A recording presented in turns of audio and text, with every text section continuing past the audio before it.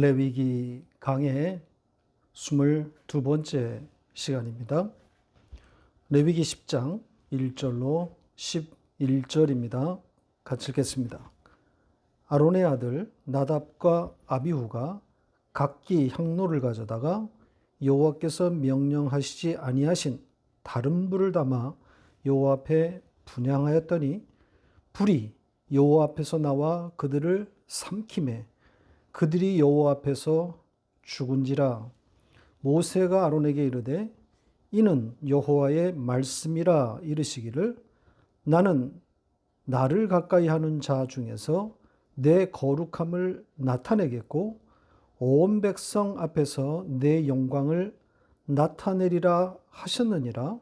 아론이 잠잠하니 모세가 아론의 삼촌 우시엘의 아들 미사엘과 엘사반을 불러 그들에게 이르되 나와 너희 형제들을 성소 앞에서 진영 밖으로 메고 나가라 하매 그들이 나와 모세가 말한 대로 그들을 옷 입은 채 진영 밖으로 메어내니 모세가 아론과 그의 아들 엘르아살과 이다멜에게 이르되 너희는 머리를 풀거나 옷을 찢지 말라. 그리하여 너희의 죽음을 면하고 여호와의 진노가 온 회중에게 미침을 면하게 하라. 오직 너희 형제 이스라엘 온 족속은 여호와께서 치신 불로 말미암아 슬퍼할 것이니라. 여호와의 관유가 너희에게 있은즉 너희는 회막문에 나가지 말라. 그리하면 죽음을 면하리라. 그들이 모세의 말대로 하니라. 여호와께서 아론에게 말씀하여 이르시되 너와 내 자손들이 회막에 들어갈 때에는 포도주나 독주를 마시지 말라. 그리하여 너희 죽음을 면하라. 이는 너희 대대로 지킬 영영한 규례라. 그리하여야 너희가 거룩하고 속된 것을 분별하며 부정하고 정한 것을 분별하고 또 나 여호와가 모세를 통하여 모든 규례를 이스라엘 자손에게 가르치리라. 아멘. 레위기 10장으로 넘어왔는데요. 지난주에 본 9장과 극단적인 대조를 보이고 있습니다. 같은 제사장들의 제사 이야기지만 9장은 제사의 시작이고 또 옳고 아름다운 제사 이야기였지만 오늘 우리가 보려고 하는 10장에는 타락한 제사장들의 바르지 않은 제사와 그에 따른 참혹한 죽음 이야기입니다. 한쪽은 제사로 말미암아 사는 이야기였지만 또 다른 한쪽은 똑같은 제사로 인해 죽었다는 내용입니다. 이런 대조는 성경의 일관된 패턴이라고 할 수 있습니다. 최초 인간인 아담의 이야기에서부터 성경의 마지막 계시록에 이르기까지 이 패턴에서 벗어나지 않습니다. 하나님의 선하신 창조, 바로 이어서 등장하는 또 인간의 타락 아닙니까? 그렇게 시작된 인간의 역사는 역사 내내 정확하게 이 패턴을 반복합니다. 장구한 이스라엘의 역사가 그걸 반증하지 않습니까? 하나님이 살려놓으면 잠시 하나님 곁에 머문 것 같다가 여지없이 그 살아난 자리를 이탈해서 우상 숭배로 돌아선단 말이죠. 예외가 없습니다. 그게 인간인 거죠. 인간의 본성을 보여주는 겁니다. 죄와 불순종에 묶여 있기 때문인 거죠. 지금 우리가 말하고 있는 것은 하나님의 택한 백성 이야기입니다. 하나님의 택한 백성이 이 반복되는 죄의 패턴에 있다는 겁니다. 성경은 하나님의 택한 백성이 아닌 자에 대해서는 관심이 없습니다. 본질적으로 하나님은 이 세상에 대해서 그렇단 말이죠. 천지의 주제이시고 만물을 주관하시는 분은 맞지만 그것도 당신의 백성들을 위해 그렇다는 것이지 세상에 대해서 당신의 계획대로 이 세상을 억지로 돌리고 있다는 뜻은 아닙니다. 세상에 개입하신다고 하는 것은 당신의 백성들의 양육을 위한 것일 뿐 국가 존립이나 세계 평화 질서 따위에 관여하신다는 뜻은 아니란 말이죠. 예를 들면 지금 대선 기간이니까 어떤 특정한 나라의 대통령을 선출하는 일에 대해 하나님의 뜻을 개입시켜버리면 이상한 하나님이 되고 맙니다. 히틀러나 전두환 또 박근혜나 이명박 같은 괴물들이 대통령이 되지 않았습니까? 그로 인해서 나라의 역사가, 인류의 역사가 얼마나 후퇴했습니까? 세상 일에 하나님을 끌어들이기 시작하면 해석은 안 되고 혼란만 가중될 뿐입니다. 지금 교회들이 하나님에 대한 바른 설명이 되지 않아서 혼란을 겪고 있습니다. 교회에서 배운 하나님과 역사 현장에서 체험되는 하나님이 현저하게 다르단 말이죠. 이 코로나라고 하는 전대미문의 재해 가운데 지금 교회들이 줄줄이 문을 닫고 있는데도 하나님은 꿈쩍도 하지 않고 있습니다. 예배가 중단되고 또 이 기나긴 코로나로 인해서 교회를 떠난 사람들이 교회로 돌아오지 않고 있습니다. 그러니 교회와 또 이 목사들이 죽을 맛이란 말입니다. 개척교회 같은 그런 소규모 교회의 목회자들이나 또 후원에 전적으로 의존했던 선교사들이 선교 현장을 지키지 못하고 대거 귀국해서 생활비를 벌기 위해 저마다 지금 알바를 뛰고 있습니다. 대부분 택배 일들을 한다 그러죠. 코로나가 가져다 준 참혹한 현실입니다. 하나님 뭐하고 계시는 거죠? 목사 자신들이 이해했던, 그래서 강대상에서 가르쳤던 그 하나님 맞습니까? 왜 이렇게 일을 하지 않고 계시는 거죠?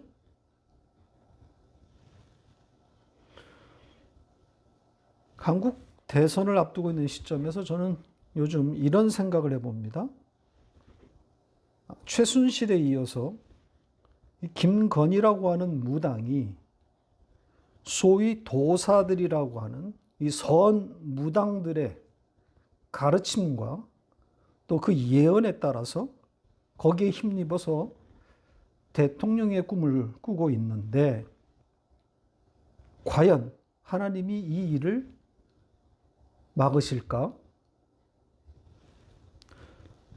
우리가 이해하고 있는 그 하나님이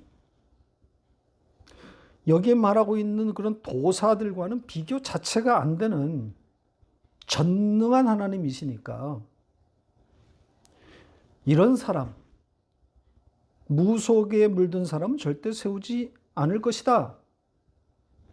이게 우리의 신앙 논리와 맞는 거죠. 그러나 하나님은 그렇게 작동하지 않는다는 겁니다. 하나님은 그런 일에 관심도 없고 관여도 하지 않는단 말입니다. 무당에 의존하는 그런 대통령이 나올 수 있습니다. 하나님과 상관없는 일입니다. 그런 면에서 저는 그런 분이 한번 대통령이 되는 일이 일어났으면 좋겠습니다. 그래서 이 코로나 시대에 경험한 그 하나님에 대해서 지금 설명을 못하고 있는 목회자들이 또 한 번 고민하게 되었으면 좋을 것 같습니다. 도대체 우리가 믿는 하나님은 어떤 하나님인가? 왜 우리 생각과 이렇게 다른지 고민해야 되지 않겠습니까? 세상 역사를 성경의 문법으로 읽을 수 있어야 합니다. 그런데 교회들은 반복해서 지금 이제껏 해왔던 오류 속에서 벗어나지 못하고 있습니다. 예수와 복음으로 세상과 역사를 읽지 못하고 오히려 거꾸로 세상 역사 속에 예수를 가두고 있습니다. 예수와 십자가로 세상을 해석해야 함에도 불구하고 세상을 위한 예수로 전락시켜 버렸단 말이죠. 예수가 수단이 되어 버렸습니다. 권력을 잡기 위해서 또 권력과 기득권을 유지하기 위해서 예수가 필요한 거죠. 예수를 절대화하면 이 세상에서 바로 퇴출이기 때문에 감히 절대자 예수를 말할 수 없는 거란 말입니다. 어느 스님이 이런 말을 하더라고요. 과거 이명박 대통령이 서울시장 시절에 서울을 하나님께 바치겠다. 이런 말을 듣고 자기는 그 이명박을 하나님께 드리겠다고 그렇게 기도했다는 겁니다. 그랬더니 하나님이 자기에게 그러더래요. 나는 이명박을 받지 않겠다. 왜냐하면 이명박이 너무 더러워서 받을 수 없다고 그랬답니다. 정치인에게 권력을 잡으려는 자에게 예수는 그런 겁니다. 성경의 문법을 모르면 예수는 한낱 필요할 때 나를 도와주는 알라딘의 마술램프에서 나오는 그 지니 같은 그런 존재가 되는 거죠. 세상의 권력자가 되기 위해서는 예수에게도 절을 하지만 부처에게도 절을 해야 되고 성모 마리아 앞에 가서도 기도해야 하는 거죠. 예수를 절대화할 수 없는 세상이란 말입니다. 성경을 예수와 십자가로 읽어야 하고 그 시각에서 세상과 역사를 해석해야 하는 거죠. 그것이 성경의 문법입니다. 그렇게 될 때 세상 권력이 얼마나 하등하고 허무한 것인지 보게 되는 거 아니겠습니까? 자, 인간의 이 타락에 대해서 이야기하다 좀 길어졌습니다. 오늘 본문의 이 제사장들의 죽음 이야기를 이런 관점으로 접근할 필요가 있어서 서론이 길었습니다. 자, 오늘의 이야기인 이 두 제사장의 죽음에 대해서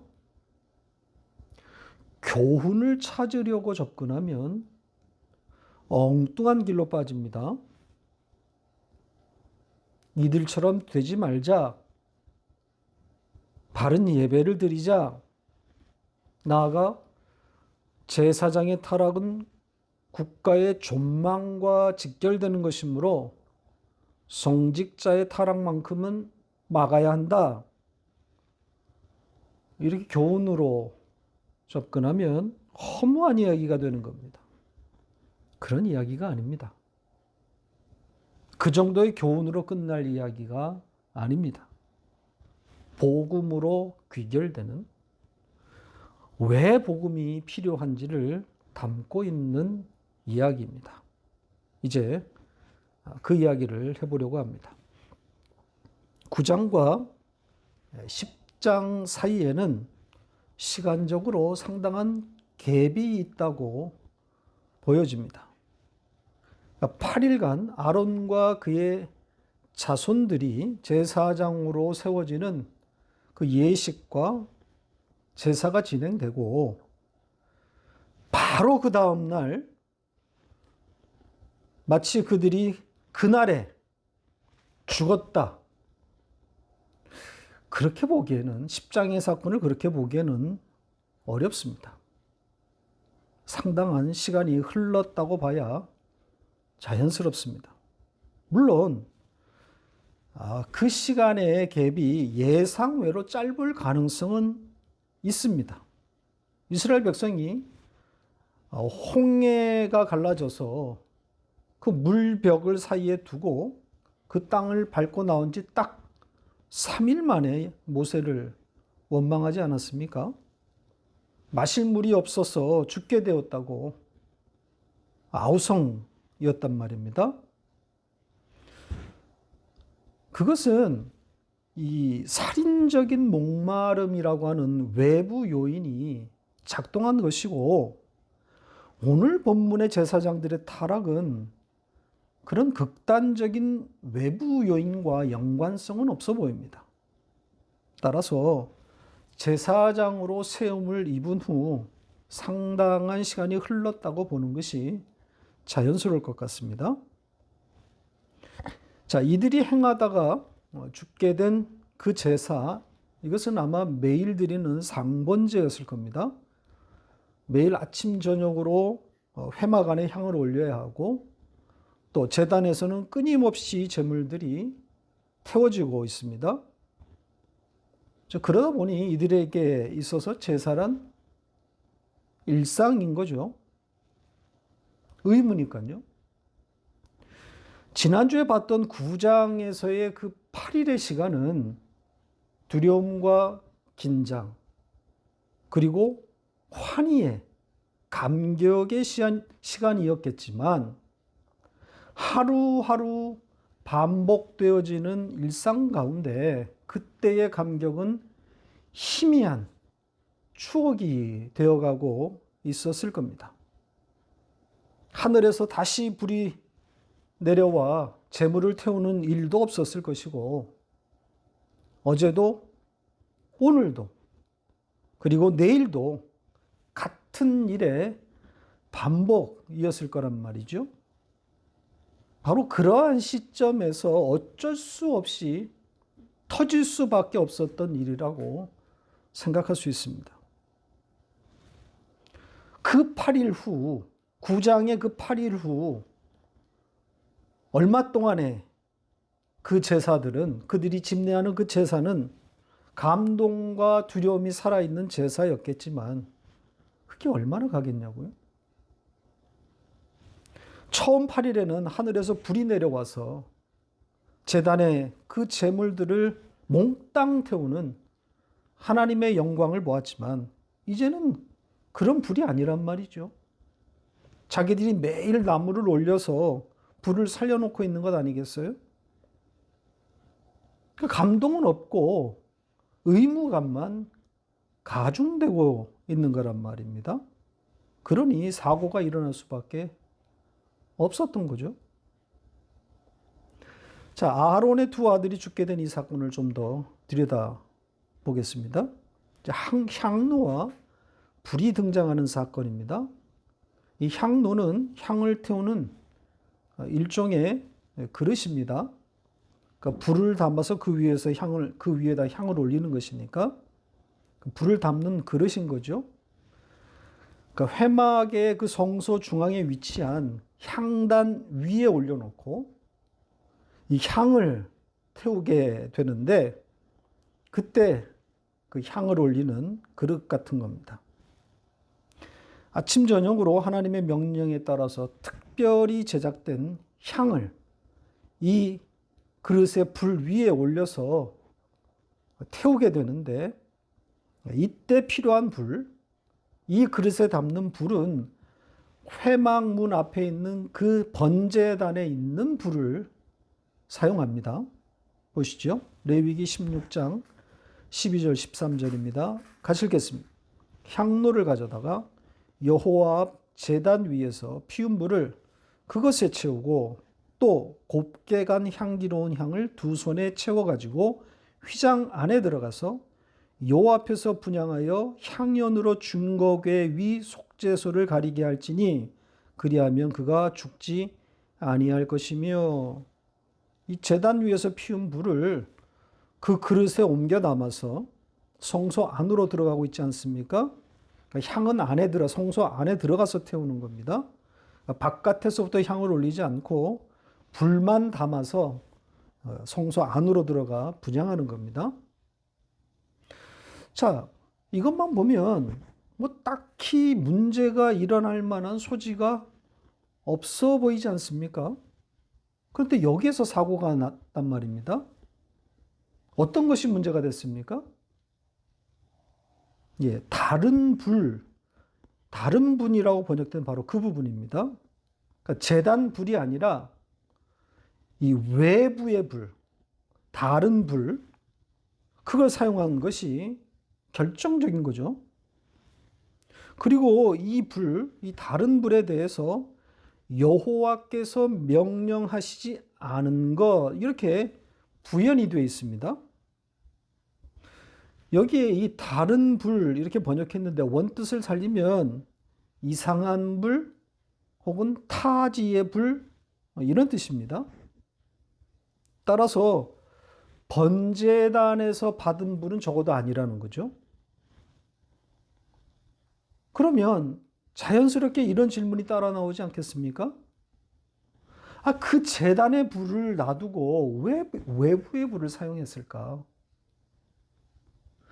성소를 문만 열고 바로 나오면 그 앞에 제단이 있고 거기에 불이 있는데 왜 외부의 불을 받아왔느냐 하는 거죠. 하나님을 거역하려고 아예 작정을 하고 제단의 불을 거부한 것일까?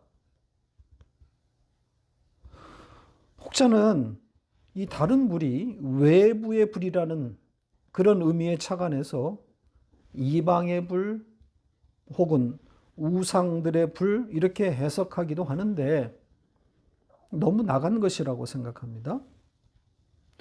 그것보다는 제단의 불이 꺼졌을 가능성에 무게를 두어야 할 것 같습니다. 제사장들은 제단의 불이 꺼지지 않도록 할 의무를 갖고 있는데 아마 여기에 문제가 발생했을 겁니다. 그러니까 불이 꺼져버린 거죠. 그래서 향로에 담을 불이 없는 그런 상황을 만나게 된 거죠. 그러니까 제단의 불이 꺼지지 않도록 하나님이 명령하셨는데 일단 거기에 문제가 생긴 겁니다. 그리고 제 생각에는 그 불 꺼트린 것이 치명적인 것은 아니었으리라 그렇게 생각을 합니다. 왜냐하면 그런 일은 언젠가는 일어날 일 아니겠습니까? 실수란 말입니다. 불 꺼트렸다고 하나님이 죽이겠어요? 여기의 핵심은 불 꺼진 것이 아니라 다른 불을 사용했다는 거죠. 실수로 제단의 불을 꺼트렸으면 다시 그 제단의 불을 피워서 살려서 거기서부터 불을 받았으면 되는 거란 말입니다. 그런데 제단의 불이 없으니까 분향은 해야 되겠고 그래서 다른 불을 다른 데서 가져온 것으로 보입니다. 제단 위에 불을 사용하지 않은 거죠. 번거로웠을 겁니다. 당장 회막 안에 향은 태워야 되겠는데 제단에 불은 없고, 그래서 아마 보이는 대로 외부의 불을 사용한 것으로 보입니다. 자, 오늘 본문에 기록된 내용은 이게 전부입니다. 그런데 결과는 참혹한 거죠. 다른 불을 사용한 결과가 이렇게 참혹한, 불에 타서 죽는 그런 결말이란 말이죠. 물론 하나님의 명령을 어기고 제단 위에 불을 사용하지 않은 것 그 자체가 결코 작은 것은 아닙니다. 그럼에도 하나님의 진노가 그 수위가 너무 높지 않은가 하는 질문을 던지게 됩니다.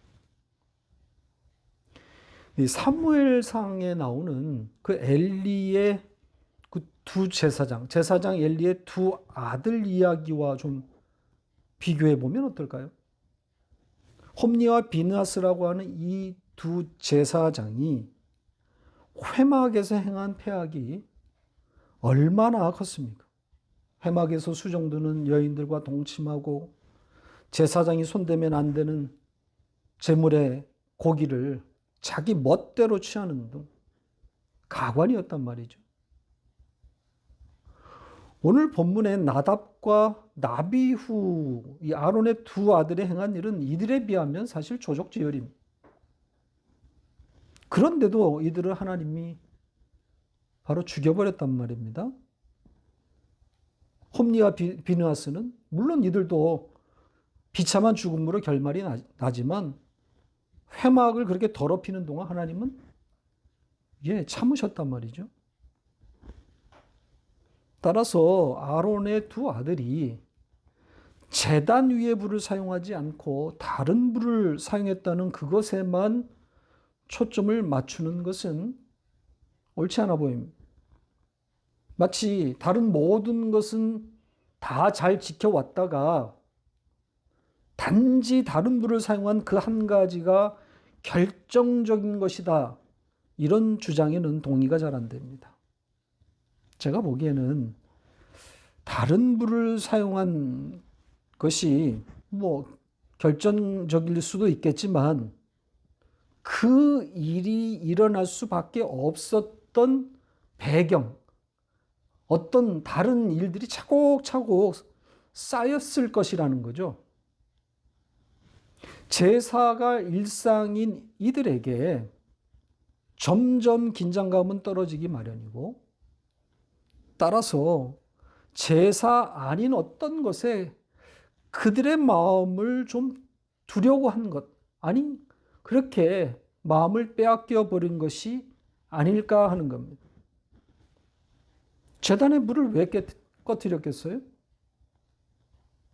단순한 실수였을까요? 긴장하지 않았다는 거죠. 제단의 불이 꺼졌다고 하는 것은 제단에서 제물이 태워지지 못하고 있는 상황인 거죠. 그러니까 불이 꺼졌다고 하는 것은 단순한 문제가 아니란 말이죠. 지금 제사 전체가 문제가 생겼다는 겁니다. 제대로 지금 제사가 진행되지 않고 있는 겁니다. 무너지고 있는 거죠. 저는 그 무너짐이 술과 관련이 있다고 생각합니다. 이들은 제사보다 술에 관심이 더 커진 겁니다.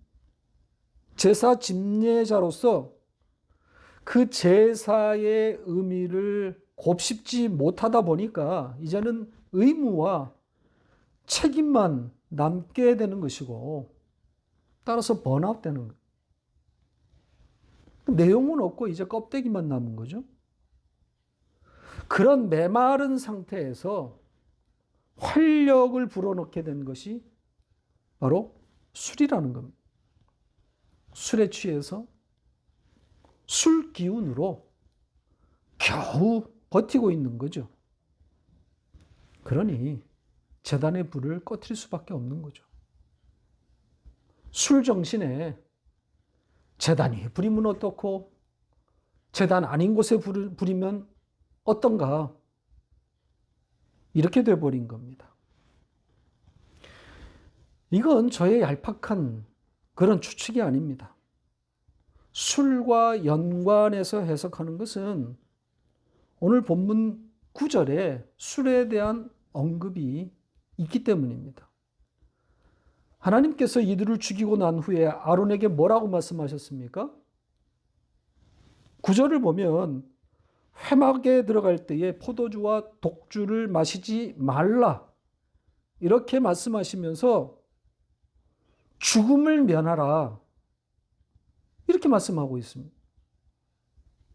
술과 이들의 죽음이 연계되어 있다는 증거 아닙니까? 제사의 제물과 그 제물의 의미에 취해야 할 제사장들이 술에 취해 있는 겁니다. 그러니 죽어야 마땅한 거죠. 이 사건에서 한 가지 더 던져야 할 질문이 있습니다. 이 타락한 제사장들이 누구를 향하고 있느냐 하는 겁니다. 누구를 상징하고 있느냐 하는 거예요. 자, 이들이 참혹한 죽임을 당했으니까, 다 불타요 없어졌으니까, 구원받지 못하는 세상을 대표하는 것이다. 이렇게 말할 수 있을까요? 그러기에는 너무나 우리의 모습과 가깝지 않습니까? 바로 나란 말이죠. 조금 더 들어가 볼까요? 비록 이들이 죽임을 당했지만 엄연히 8일간 회막에 머물면서 제사장으로 기름 부음을 받은 사람들이었습니다. 하나님의 영광에 참여한 사람들이었단 말이죠. 이렇게 참혹한 죽음을 당했으니까 원래부터 하나님과 상관없는 사람이었다. 이렇게 단순하게 볼 문제가 아니란 말이죠. 전에도 말씀드린 것처럼 성경에 등장하는 인물들의 그 구원 여부는 성경의 관심이 아닙니다. 성경에는 우리의 좁은 머리로 이해되지 않는 것들이 부지기수인데 그 중에 하나가 이들 개인의 구원 여부입니다. 그러니까 구원받은 자 같기도 하고 또 아닌 것 같기도 하고 그런 인물들이 성경에 얼마나 많습니까? 그런 주제가 정말 중요한 것이라면 하나님이 이렇게 애매하게 놔두었겠습니까? 아니란 말이죠. 하나님의 관심, 성경의 관심은 누가 구원받았나 이게 아니라 구원이 무엇인가? 또 하나님은 어떤 분이신가? 그걸 가르치기 위해서 어떤 일도 감행하시는 분이라는 거죠. 며느리가 시아버지와 의도적으로 통간해서 메시아의 족보를 잇도록 하고 있지 않습니까? 그리고 그걸 성경에 기록해 놓았단 말이죠. 그 흉측한 이야기를. 자기의 몸을 던져서 아들을 낳았다. 예수와 그 십자가를 담기 위해서 이런 흉측한 이야기도 서슴지 않는 것이 성경이란 말이죠. 오늘 본문의 이 두 제사장 나답과 아비후는 그들이 구원받을 수 없는 자라서 하나님이 죽였다라기보다는 하나님의 거룩이 무엇인지를 담아내기 위해서 이런 일을 감행하셨다. 이렇게 봐야 하는 겁니다. 이 죽음에서 제외된 다른 제사장들은 여전히 거룩이었고 이들만 패역했다. 그런 건 아니라는 거죠. 나머지 제사장들도 역시 같은 문제를 안고 있었을 겁니다. 다 죽어야 할 자들인 거죠. 이 두 사람을 죽이는 것은 이들이 하나님의 백성이 아닌 자들이어서가 아니라 오히려 하나님의 백성이기에 죽였다. 이렇게 보는 것이 맞을 겁니다. 자, 이들을 죽이고 난 다음에 하나님께서 모세를 통해서 아론에게 하신 말씀을 되새길 필요가 있습니다. 3절을 다시 보겠습니다. 같이 읽겠습니다. 모세가 아론에게 이르되 이는 여호와의 말씀이라 이르시기를 나는 나를 가까이 하는 자 중에서 내 거룩함을 나타내겠고 온 백성 앞에서 내 영광을 나타내리라 하셨느니라. 하나님께서 당신을 가까이 하는 자 중에서 당신의 거룩함을 나타내시겠다 그러죠. 이 말씀의 취지를 따르면 하나님은 당신의 백성이 아닌 자에게는 당신의 거룩함을 나타낼 이유가 없다는 거죠. 그들을 가르칠 이유가 없는 거죠. 당신을 나타낼 필요가 없는 겁니다. 제사장들의 이 잘못된 분향 사건은 이거 한 번으로 끝나지 않습니다. 계속 성경에 반복돼서 나옵니다. 당연하죠. 끊임없는 제사장들의 타락을 성경이 말하고 있습니다.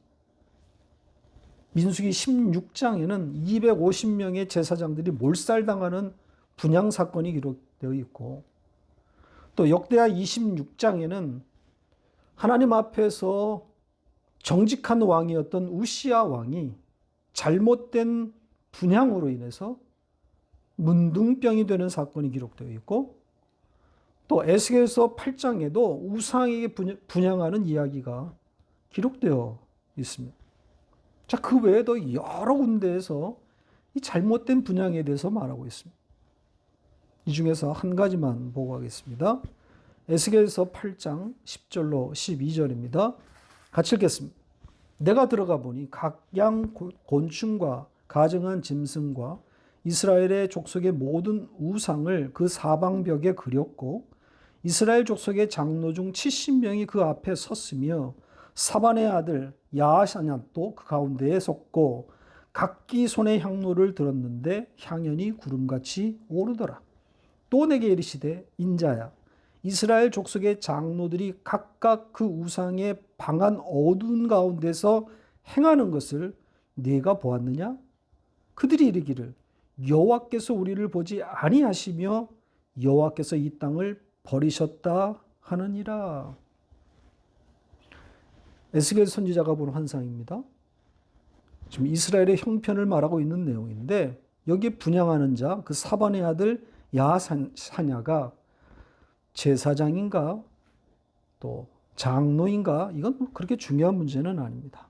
문맥상 이스라엘의 70인 장로 중에 한 사람으로 보이는데 이것이 역사적인 사건을 말하고 있는 것인지 아니면 상징적인 어떤 그런 의미를 담고 있는 것인지 정확하게 알 수는 없을 것 같습니다. 아무튼 이스라엘은 끊임없이 우상 숭배 가운데 있었다는 거죠. 그래서 하나님은 그들을 버릴 수밖에 없었다는 이야기 아닙니까? 여기에서 그들을 버렸다고 하는 의미가 뭡니까? 구원에서 제외되었다는 겁니까? 아니죠. 오히려 그 반대란 말입니다. 당신의 백성이기 때문에 그 우상 숭배에서 쫓아내서 하나님을 처절하게 배우도록 하시는 거란 말입니다. 따라서 오늘 본문에 죽임당한 나답과 아비후는 나쁜 놈이고 죽임을 면한 그런 나머지 제사장들은 선한 자 이렇게 구분하는 것은 옳지 않습니다. 다 죽어 마땅한 자 이게 맞습니다. 살아남아 있는 자도 그 죽은 자와 다를 바가 없습니다. 아마도 살아있는 자들이 그 죽은 자의 시신을 보면서 이렇게 생각했을 겁니다. 내가 죽어야 할 잔데. 내 대신 저들이 죽어버렸네. 저들 때문에 내가 살았어. 건성으로 제사장질 한 사람이 나답과 아비후뿐만이겠습니까? 제사의 의미를 곱씹으면서 그 처음 8일에 그때의 그 감격을 여전히 유지하면서 제물을 죽이고 피를 내고 제단에 불을 받아서 성전에 향을 태우고 제물을 태우는 그런 제사장들이 얼마나 있었겠습니까? 정도의 차이만 있을 뿐 그 8일의 감격은 다 사라졌단 말입니다. 그냥 기계처럼 짐승 죽이고 피 뿌리고 불 피우고 태우고 향 올리고 그리고 같은 고기 매일 뜯어먹는 그런 일상에 지쳐가면서 새로운 삶의 활력소가 될 만한 것을 찾아 눈이 뻘게 있지 않았겠습니까? 그런데 이 동료들의 죽음을 보면서 그런 자기의 모습을 들켜버린 겁니다. 그러면서 가슴을 쓸어내리고 있는 거죠. 내가 죽어야 할 텐데. 내가 죽어도 할 말이 없는데. 내 대신 저들이 죽었네. 그러니 은혜인 거죠. 그 죽음을 통해서 원제사의 의미로 돌아오게 되는 겁니다. 제물의 의미, 제사의 의미, 그 죄를 뒤집어 쓴 그 제물을 다시 보게 되는 거죠. 그 제물을 통해서 자신이 살아난 자, 그걸 보게 되는 거란 말이에요. 말씀을 맺겠습니다. 8일의 감격이 희미해지면 인간은 그 빈자리를 채우기 위해서 세상을 기웃거리는 습성이 있습니다. 뭔가로 채워야 하는 거죠. 선악과를 따먹은 인간의 본성이 그렇습니다. 자기를 만족시키는 어떤 것이 꼭 곁에 있어야 하는 거죠. 죽임당한 아론의 두 아들 나답과 아비후가 술로 망했다고 할 수는 없지만 그 제물의 의미가 희미해져 가면서 그 술, 그 세상에 의존하게 된 거란 말입니다. 반복되는 제사가 그들에게는 오히려 걸림돌이 되었을지도 모릅니다. 의미도 모른 채, 의미도 없는 그 의무감의 제사를 반복하다가 죽음에 이른 거란 말입니다. 우리의 이야기, 나의 모습 아닙니까? 사도 바울이 에베소서 5장 18절에서 술 취하지 말라. 술 취하는 것은 방탕한 것이다 라고 말했는데 방탕이라고 하는 단어 선택은 다분히 윤리 도덕적인 편향입니다. 원뜻의 취지는 구원이 아니다 혹은 소용이 없다 이런 뜻입니다. 그러니까 성령 충만의 반대의 의미를 담은 거죠. 그러니까 성령으로 충만하지 않으면 인간은 이렇게 그 자리, 그 술 취하는 그 자리로 떨어질 수밖에 없다는 뜻입니다. 우리는 그 8일의 자리로 돌아와야 합니다. 그 감격이 회복되어야 합니다. 우리 모두 성령 충만해야 하지 않겠습니까? 성령 충만을 향한 간절한 마음들이 우리 가운데 일어날 수 있기를 바랍니다.